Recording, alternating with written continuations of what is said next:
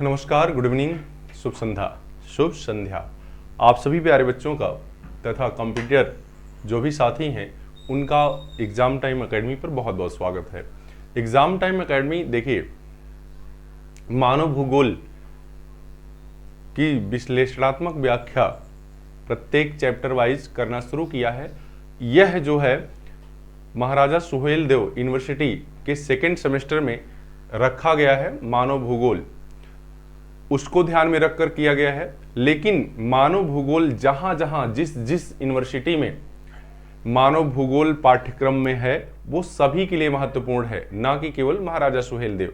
और जो विद्यार्थी टीजीटी, पीजीटी या नेट या मानव भूगोल का अध्ययन कर रहे हैं, कहीं भी उनको सामान्य रूप से ये काम करेगा।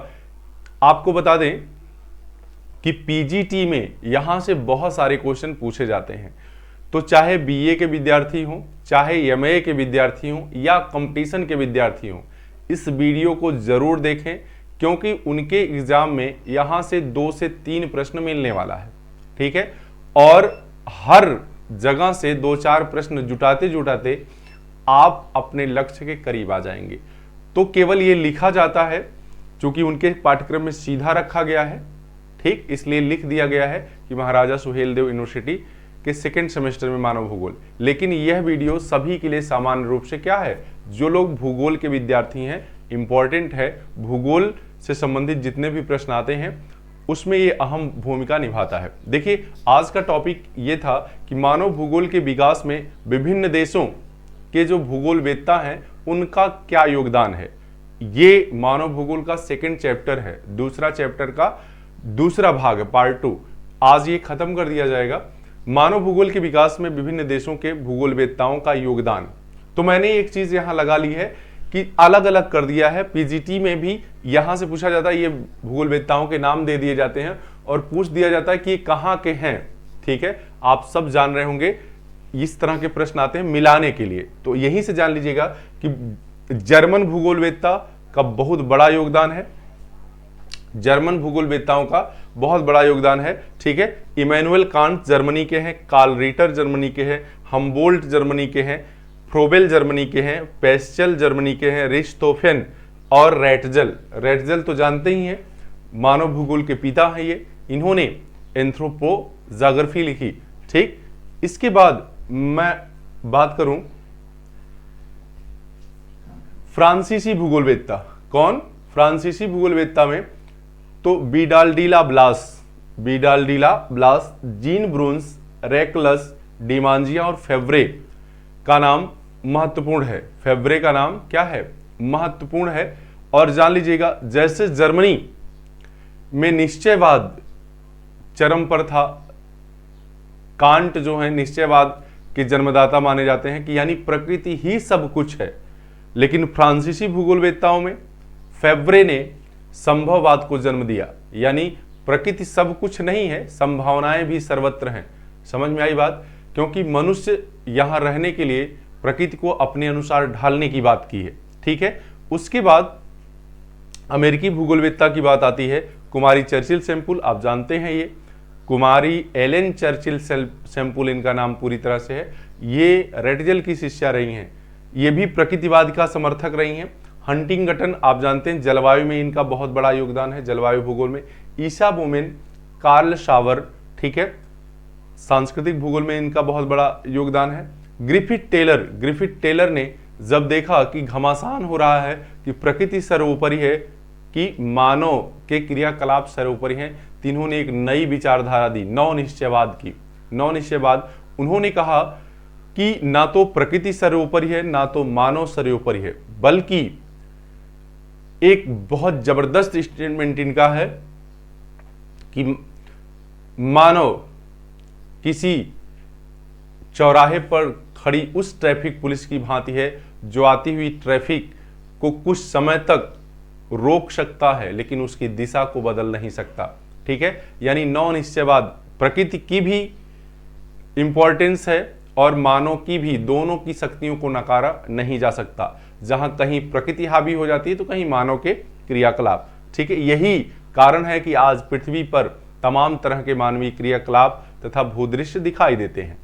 तो ये अमेरिकी भूगोलवेत्ता है कौन? Griffith Taylor. तो ये दिमाग में बैठा लीजिएगा, इतने जो नाम हैं वो अमेरिका के हैं। फिर ब्रिटेन के भी कुछ महत्वपूर्ण भूगोलवेत्ता हैं, हार्बर्टसन, मैकिंडर, राक्सबी और फ्ल्यूर। ये कहाँ के हैं? ब्रिटेन के हैं। तो इनको कई बार देख लीजिएगा, लिख लीजिएगा और इनसे आने वाले प्रश्नों पर विचार कर लीजिए। अब जो आपके एग्जाम में, क्योंकि स्मार्टनेस अगर स्टडी करनी है तो आपको पता है कि हर चैप्टर के बाद प्रश्न दिए होते हैं। आपको ये जानना है कि कौन कौन से भूगोलवेत्ताओं के योगदान को विभिन्न एग्जामों में पूछा है। उसी के अकॉर्डिंग जो महत्वपूर्ण भूगोलवेत्ता हैं उनके योगदान पर हम विचार कर लेंगे जो पूछे गए हैं। तो ये टॉपिक आपका, ये चैप्टर, ये अध्याय समाप्त हो जाएगा। ठीक है, तो आइए उसी क्रम में सबसे पहले जर्मनी के भूगोलवेत्ता के योगदान की बात करते हैं, जिनका नाम है कांट। क्या है? Emmanuel Kant. Immanuel can't. और मैं बड़े ही सारगर्भित शब्दों में, बहुत कम में उतना चीज आपको देने का प्रयास करूंगा जिससे आप अपने एग्जाम में बहुत अच्छा लिख पाएंगे, प्रेजेंट कर पाएंगे। क्योंकि आप पहली लाइन ही देखे होंगे इसका कि शिक्षा एक चिंतन है जबकि परीक्षा एक कला है। शिक्षा चिंतन है, बहुत सारी चीजें हमको लेना है कहाँ? अपने दिमाग में, क्योंकि एग्जाम आपके ऑप्शनल ज्यादातर होते हैं, लेकिन एग्जाम में प्रेजेंट उतना करना है जितना आपका टाइम है। ठीक है, तो वही गागर में सागर भरने जैसा सिस्टम। इनके बारे में पहला स्टेटमेंट क्या लिखना है कि इमैनुअल कांट जर्मनी के एक महत्वपूर्ण भूगोलवेत्ता थे, ताकि एग्जामिनर समझ पाए कि आप जानते हैं बहुत कुछ। लिखेंगे इमैनुअल कांट जर्मनी के एक महत्वपूर्ण भूगोलवेत्ता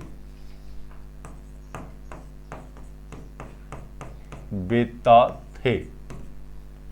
ठीक है, इमैनुअल कांट जर्मनी के एक महत्वपूर्ण भूगोलवेत्ता थे। इसके बाद लिखेंगे कि यह निश्चयवादी विचारधारा के, दूसरा पॉइंट लिखेंगे कि यह निश्चयवादी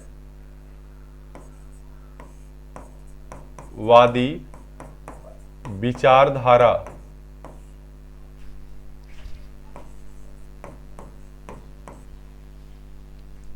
या नियतिवाद भी इसे कहते हैं, नियतिवाद, इसको प्राकृतिकवाद भी कहते हैं, प्रकृतिवाद, प्रकृतिवाद के जन्मदाता थे। एक एक लाइन में एक एक प्रश्न है, जान लीजिएगा, एक एक लाइन में एक एक प्रश्न है। तभी मैंने कहा ना कि एग्जाम टाइम एकेडमी से आप जुड़ेंगे तो ज्योग्राफी में रुचि हो जाएगी और आपको पढ़ना कैसे है ये भी आ जाएगा। ठीक है, आगे लिख लेंगे इनका योगदान भूगोल तथा मानव भूगोल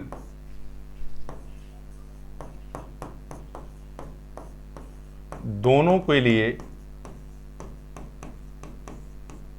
महत्वपूर्ण है।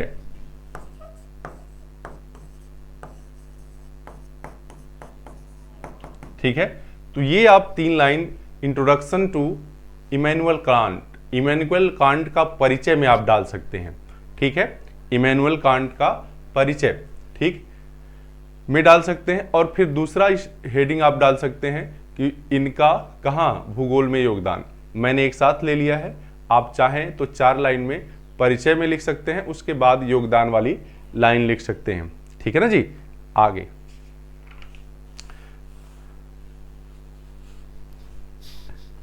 लिखिएगा, आगे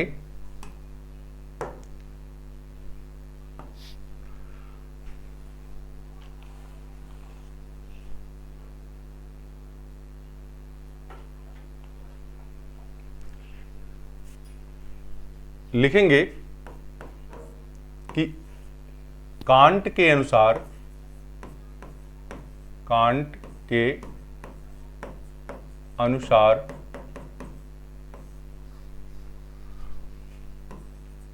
मानव भूगोल का अध्ययन बिना इतिहास के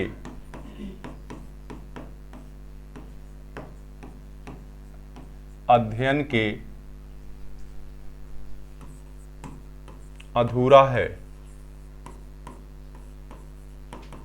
बिना इतिहास के अध्ययन के अधूरा है, क्योंकि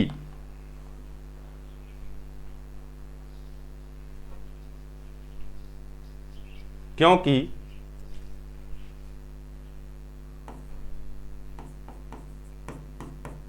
क्योंकि भूगोल जहां हमें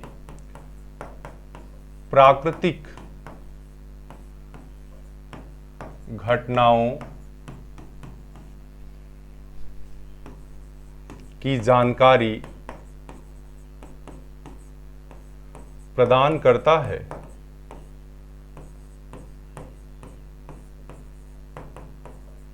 वहीं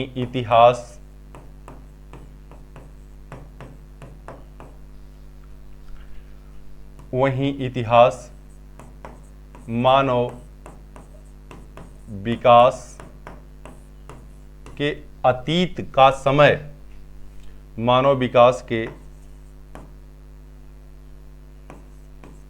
अतीत का समय निर्धारित करता है। समझ में आई बात? इन्होंने कहा कि भूगोल अगर ठीक से समझना है, ठीक से भूगोल को जानना है, तो निश्चित रूप से आपको इतिहास पढ़ना पड़ेगा, क्योंकि जहां भूगोल प्राकृतिक घटनाओं की जानकारी देता है, ठीक है, वहीं इतिहास जो है मानव विकास के अतीत का परिचायक है। कब क्या हुआ है, ठीक है, इसकी जानकारी कौन देगा? इतिहास। तो इतिहास और भूगोल दोनों एक साथ चलने वाले विषय हैं। अगर दोनों को, मानव के विकास को समझना है, क्योंकि मानव का विकास ही मानव भूगोल से संबंधित है, ठीक है, तो ये एक सिक्के के दो पहलू हैं, एक तरह से आप समझिएगा। ठीक, आगे लिखिएगा,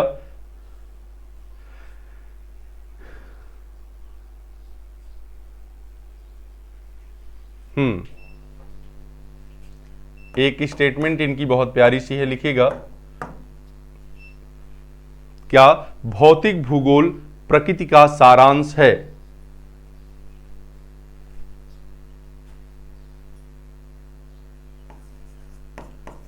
कांट के अनुसार क्या भौतिक भूगोल, जो इनकी पुस्तक है, भौतिक भूगोल प्रकृति का सारांश है? प्रकृति का सारांश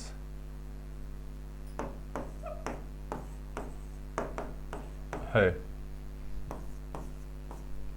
ठीक है, भौतिक भूगोल प्रकृति का सारांश है। फिर लिख लेंगे भौतिक, लिखेंगे इन्होंने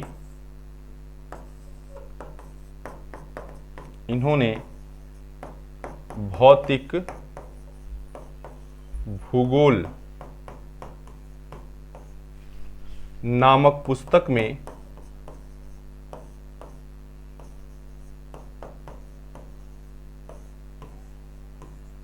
भौतिक भूगोल नामक पुस्तक में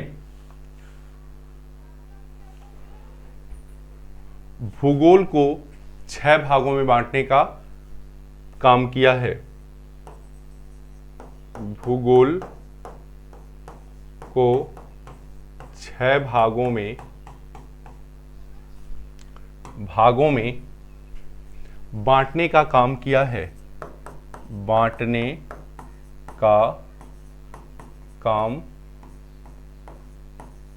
किया है। ठीक है, भूगोल को 6 भागों में बांटने का काम किया है।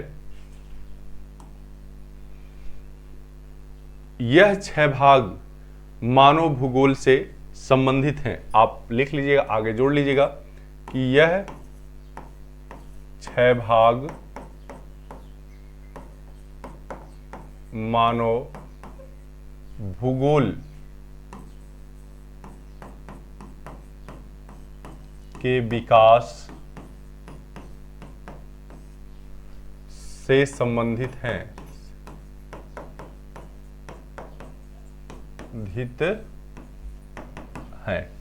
कौन कौन से 6 भाग हैं देखिएगा, पहले इनका नाम लिख लीजिए। प्राकृतिक भूगोल या भौतिक भूगोल, पहला पार्ट क्या है? प्राकृतिक भूगोल या भौतिक भूगोल।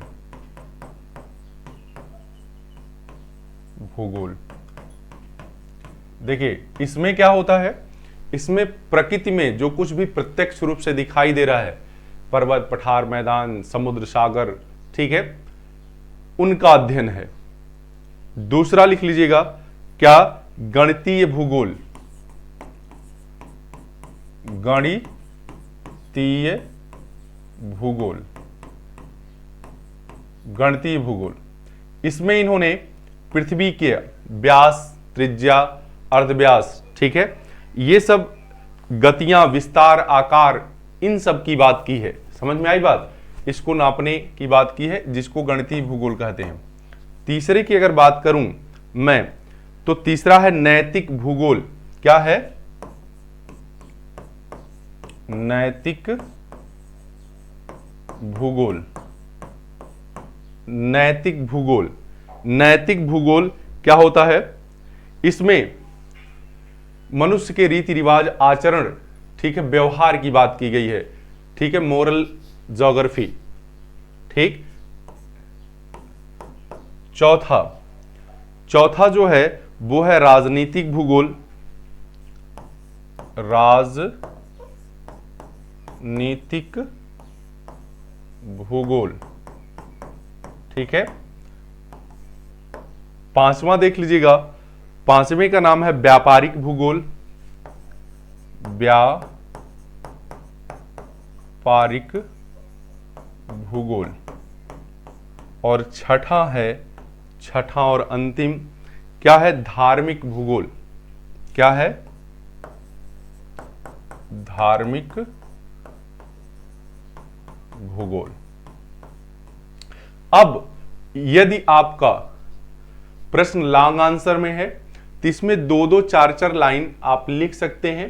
ठीक है, कितना? 2-2, 4-4 लाइन, बस आपका प्रश्न पूरा हो जाएगा कि प्राकृतिक भूगोल के अंतर्गत इमैनुअल कांट ने पृथ्वी पर जो प्रत्यक्ष रूप से दिखाई दे रहा है, स्थल, जल और वायु के विभिन्न रूपों की चर्चा की है। गणितीय भूगोल में उन्होंने किसकी बात की है? कि पृथ्वी के आकार, प्रकार, व्यास, त्रिज्या के नापने की बात की है। नैतिक भूगोल में मनुष्य के आचार, व्यवहार, रीति रिवाजों की बात की है। राजनीतिक भूगोल में, ठीक है, क्या? राजनीतिक भूगोल में राजनीतिक इकाइयों तथा उसके संदर्भ में किसकी? भौतिक संसाधनों, क्षेत्रफल एवं पारस्परिक संबंधों की बात की है। पारस्परिक संबंधों की बात की है। और व्यापारिक भूगोल में क्या? व्यापारिक भूगोल में वस्तुओं का व्यापार, आयात और निर्यात किस आधार पर हो रहा उसकी बात की है। और इसके बाद धार्मिक भूगोल की अगर मैं बात करूं, किसकी? धार्मिक भूगोल की, तो भूगोल के इस पार्ट में विभिन्न प्रकार के धार्मिक सिद्धांतों की बात इमैनुअल कांट ने की है। और लास्ट में लिख लीजिएगा, इस प्रकार से इमैनुअल कांट मानव भूगोल के विकास में अपना महत्वपूर्ण योगदान दिए हैं। ठीक है, तो ये पूरी तरह से आपका क्या हो जाएगा, समाप्त हो जाएगा। इसके बाद हम बात करते हैं किसकी, अलेक्जेंडर वान हम्बोल्ट की। अलेक्जेंडर वान हम्बोल्ट मैंने जो दे दिया है उसको आप क्या करेंगे, मैं लिखा नहीं हूं, 2 से 4 लाइन हर जो स्टेटमेंट है उसको पूरा कर लीजिएगा। और यहां उतना टाइम नहीं क्योंकि आपका एग्जाम है और एक निर्देशन आपको प्राप्त हो गया, एक गाइड आपको मिल गई है कि कैसे आप एग्जाम में इसको लिख पाएंगे। ठीक है, आगे बढ़िए। दूसरा है जो महत्वपूर्ण, ये है कौन, अलेक्जेंडर वान हम्बोल्ट। नाम इनका क्या है, अलेक्जेंडर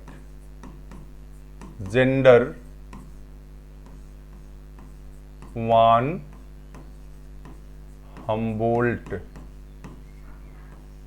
ठीक है, का योगदान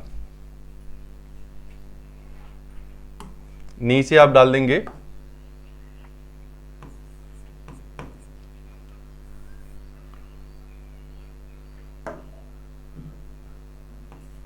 परिचय क्या,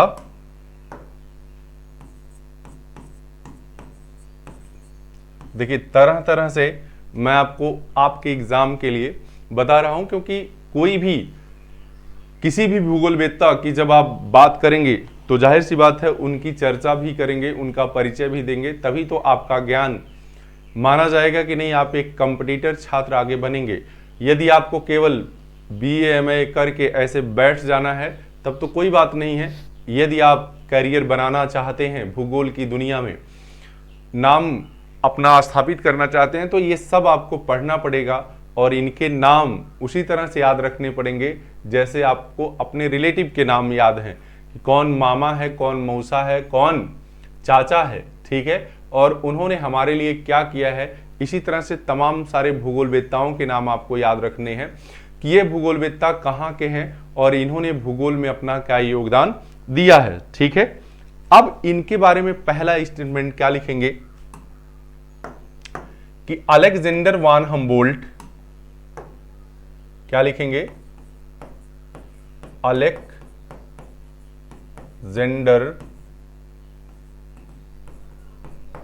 वान हम्बोल्ट जर्मनी के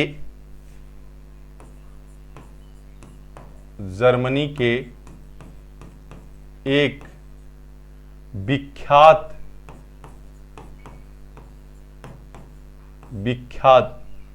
क्या भूगोलवेत्ता थे।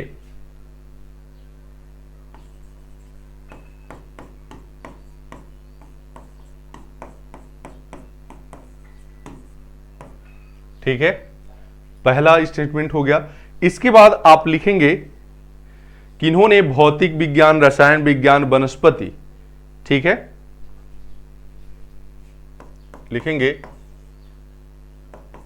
इन्होंने भौतिक विज्ञान, रसायन विज्ञान,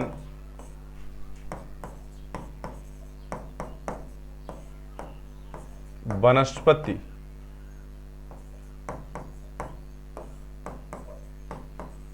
विज्ञान, ठीक है, भौतिक, रसायन यानी तीनों विज्ञान, शारीरिक विज्ञान, भूगोल, इतिहास,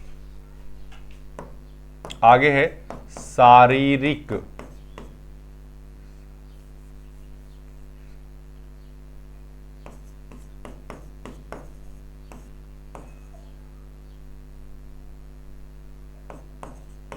विज्ञान, भूगोल एवं इतिहास में अनेक शोध कार्य किए, अनेक शोध कार्य किए, ठीक है। तभी देखिए मल्टीपर्पज टाइप के व्यक्ति हैं ये, केवल एक ही विषय से इनका नाम नहीं जुड़ा है, बहुत सारे विषयों से इनका नाम जुड़ा है। आगे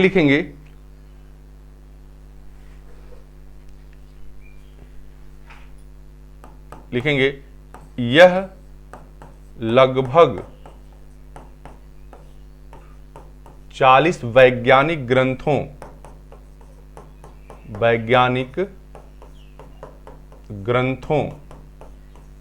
की रचना किए हैं,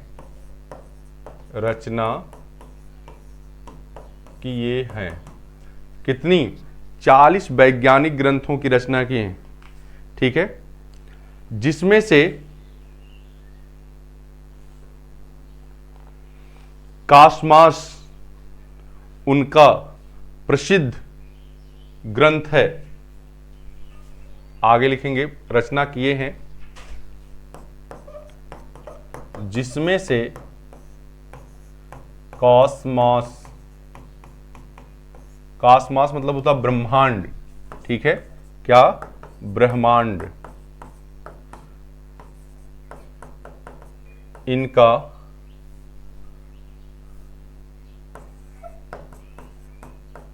प्रसिद्ध ग्रंथ है।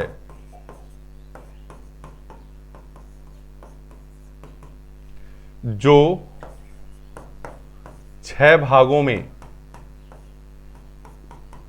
प्रकाशित है।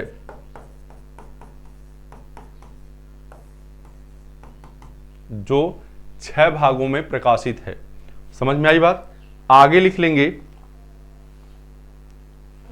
6 नहीं 5 भागों में, इसको सुधार लीजिए, 5 भागों में, ठीक है। कितने भागों में? 5 भागों में प्रकाशित है। लिखेंगे आगे हमबोल्ट को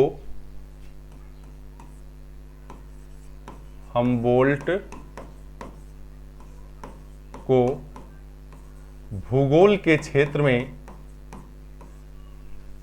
हमबोल्ट को भूगोल के क्षेत्र में उत्कृष्ट कार्य करने के कारण तथा इसके ज्ञान को नई ऊंचाई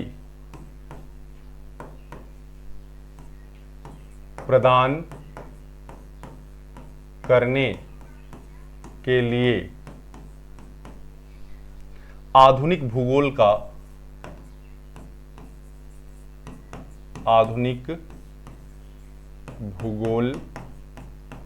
का पिता कहते हैं। आधुनिक भूगोल का क्या कहते हैं? भूगोल का पिता कहते हैं। ये जान लीजिए, जितनी भी लाइन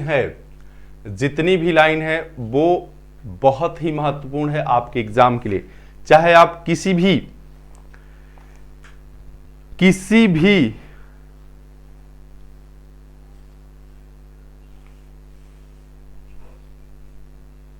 स्तर के विद्यार्थी हों, ठीक है, इंटर से लेकर कंपटीशन तक ये लेक्चर आपको महत्वपूर्ण योगदान देगा, ठीक है। बस केवल आप मन से कॉपी पेन लेकर बैठ जाइए। और इसका मेन उद्देश्य है, देखिए मेरा एक ऐप है एग्जाम टाइम एकेडमी, उस पर सारी वीडियो जाएंगे विश्लेषण, आप सभी उसको डाउनलोड करिए। अभी तो टाइम नहीं मिल पा रहा, लेकिन ये सब कुछ आपको ऐप पर मिलेगा, उस पर पीडीएफ भी मिलेगा, नोट्स भी मिल जाएंगे, ठीक है, जो एग्जाम टाइम श्योर सीरीज के नाम से आपको मिलेगा। आप डाउनलोड करके उसको पढ़ सकते हैं। फिर देखिए ज्योग्राफी में रुचि ना हो जाए तो फिर बताइएगा। आगे लिखिएगा, इन्होंने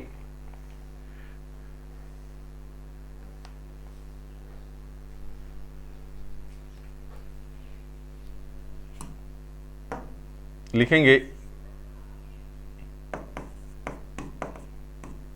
इन्होंने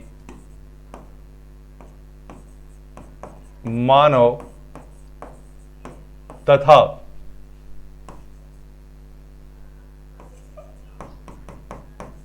भौतिक पर्यावरण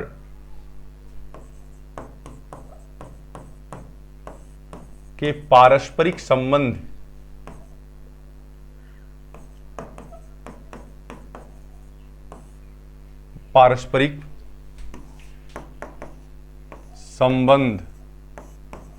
को लेकर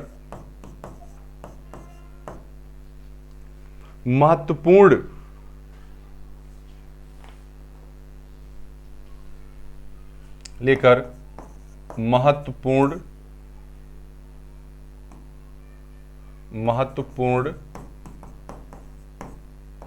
विश्लेषण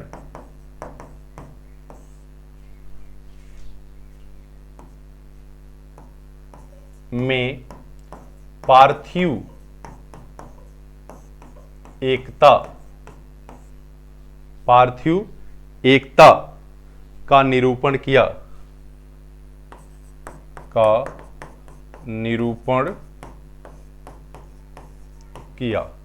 समझ में आई बात? ये पार्थिव एकता बार बार आपसे पूछा जाएगा। पार्थिव एकता का सिद्धांत किसने दिया है? ठीक है, पार्थिव एकता का विश्लेषण किसने किया है? तो हमबोल्ट ने किया है। कौन किए हैं? हमबोल्ट। आगे लिखिएगा,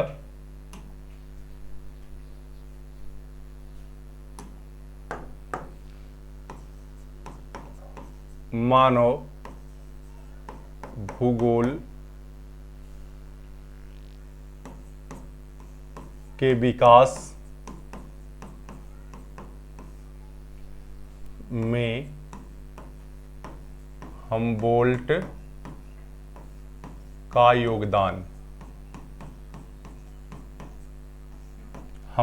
योगदान। देखिएगा, अब यहीं से आप क्या करेंगे? लिख लेंगे कि मानव भूगोल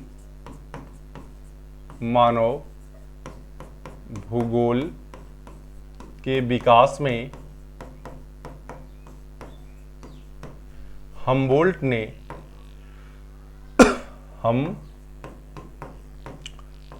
ने निम्नलिखित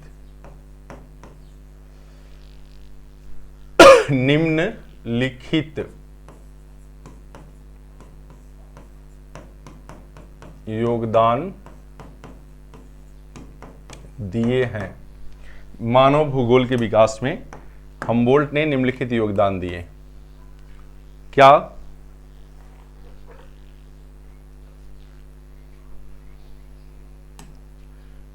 लिखेंगे हमबोल्ट के अनुसार मानव पृथ्वी का एक अंग है। मानव पृथ्वी का एक अंग है। क्या है? एक अंग है। मानव पृथ्वी का एक अंग है। उसके शारीरिक लक्षणों में अंतर का मुख्य कारण मनुष्य पर उसके निवास क्षेत्र। लिखेंगे प्रकृति का एक अंग है। उसके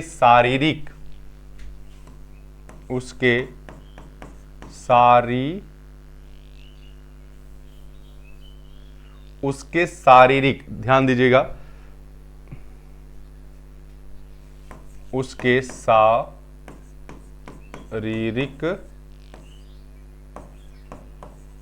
लक्षणों में अंतर का कारण उसका निवास क्षेत्र तथा वहां का पर्यावरण है।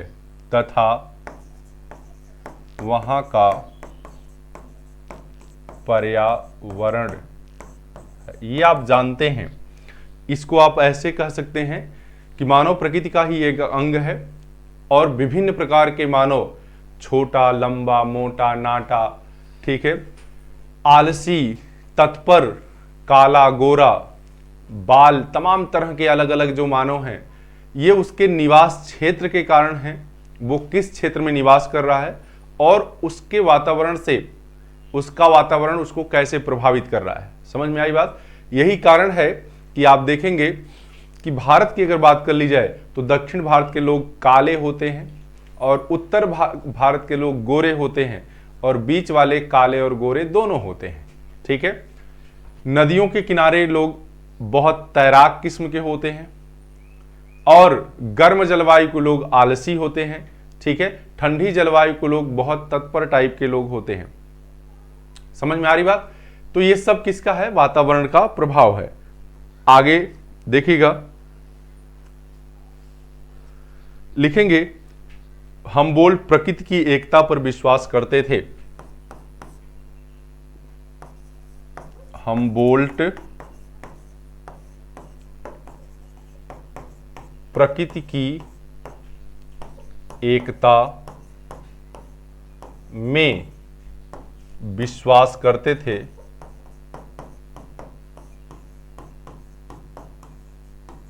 प्रकृति की एकता में विश्वास करते थे। उन्होंने पार्थिव एकता का सिद्धांत प्रतिपादित किया। उन्होंने पार्थिव एकता का सिद्धांत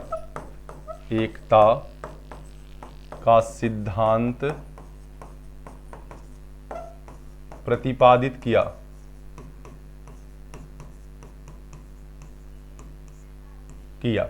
ठीक है।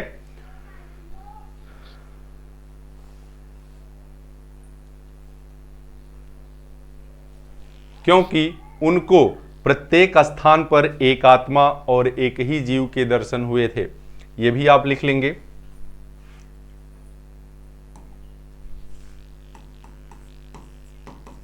क्योंकि उनको प्रत्येक स्थान पर एक ही आत्मा और एक ही जीव के दर्शन हुए थे।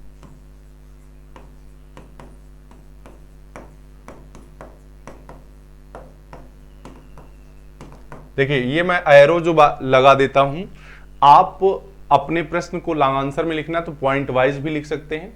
जो सिविल सर्विसेज की एक महत्वपूर्ण इस समय लेखन शैली है कि आप पॉइंट में जब अपने विचारों को व्यक्त करते हैं, लिखते हैं, तो एग्जामिनर को समझ में आता है। और जब आप उसी तरह से पैराग्राफ में जहां तहां लिख देते हैं तो एग्जामिनर समझ ही नहीं पाता कि आप कहना क्या चाह रहे हैं। क्योंकि आज स्मार्ट स्टडी भी है तो स्मार्ट लिखने की शैली भी है। तो आप इसको अपनाइए कि हमको कहना क्या है और कितने शब्दों में कहना है, यह बहुत महत्वपूर्ण है। आगे देखिएगा, लिखेंगे क्या कि हमबोल्ट ने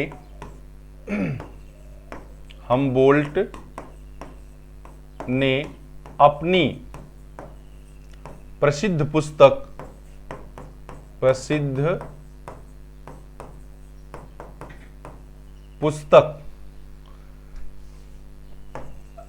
कॉस्मॉस, क्या? कॉस्मॉस का केंद्र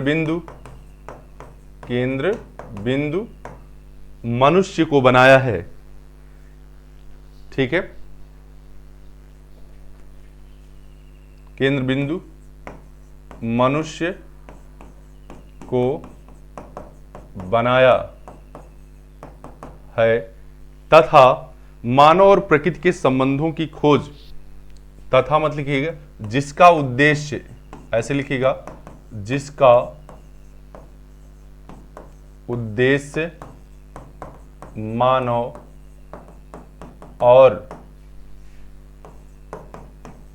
प्राकृतिक, मानव और प्रकृति, प्राकृतिक मत लिखिए, प्रकृति के संबंधों की खोज करना है,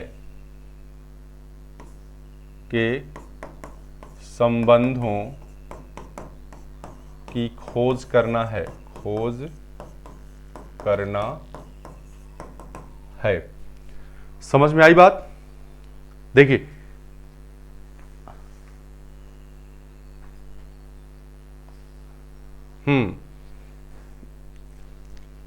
मानव तथा प्रकृति के संबंधों की खोज करना है। अब लास्ट में आप लिख लीजिएगा, इस प्रकार लिखेंगे क्योंकि बहुत ज्यादा लिखने का टाइम नहीं है। इससे आप एक आइडिया पा गए कि हमको कितना लिखना है। ठीक है, यदि प्रश्न लॉन्ग आंसर होगा तो इसी तरह का आप लिखते चले जाएंगे। समझ में आ गई बात? और शार्ट आंसर है तो कम से कम 2 से 3 पेज तो हो ही गया है। ठीक है, 2 से 3 पेज लिखने लायक लिख लेंगे। इस प्रकार हमबोल्ट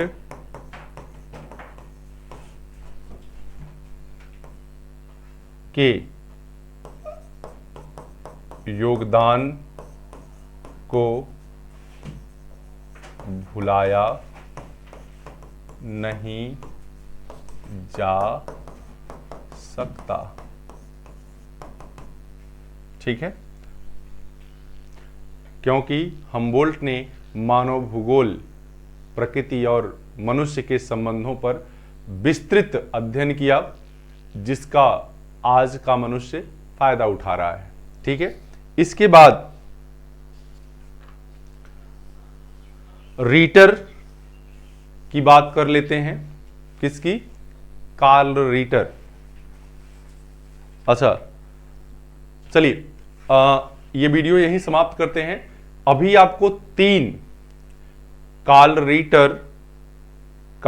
रीटर, रेटजल और कुमारी चर्चिल सैंपल, ठीक है, 3 और पर बात कर लेंगे अगली वीडियो पर, क्योंकि ये वीडियो ज़्यादा लंबा हो जाएगा। तो आप उसको, मैं जानता हूं कि बच्चों की जो प्रवृत्ति होती है वो ज़्यादा लंबे वीडियो को देखने की नहीं होती है। तो आप इसमें क्या देख पाए, 2 भूगोलवेत्ताओं को और विभिन्न देशों में कौन से भूगोलवेत्ता रहते थे और उनका योगदान क्या क्या रहा है, उस पर थोड़ी सी चर्चा की है और 2 तो लांग कर दिए। इसके बाद नेक्स्ट वीडियो में आप किसको, रीटर को, कुमारी चर्चिल सैंपल को और किसको, रेटजल को, 3 पर और बात कर लेंगे और पूरा चैप्टर ये समाप्त हो जाएगा। तो कैसी लगी वीडियो बताते जाइएगा, कमेंट जरूर करिए कि आपको ये कैसा लग रहा है और क्या आप चाहते हैं। एग्जाम टाइम एकेडमी से ज़्यादा लोगों को जोड़िए, सब्सक्राइब करिए और एग्जाम टाइम एकेडमी नाम का जो ऐप है अपनी मोबाइल में उसको डाउनलोड करिए। फिर देखिए उस पर अभी कोई भी वीडियो गया नहीं, लेकिन जाना शुरू होगा तो तमाम सारे वीडियो जाएंगे। धन्यवाद सुनने के लिए।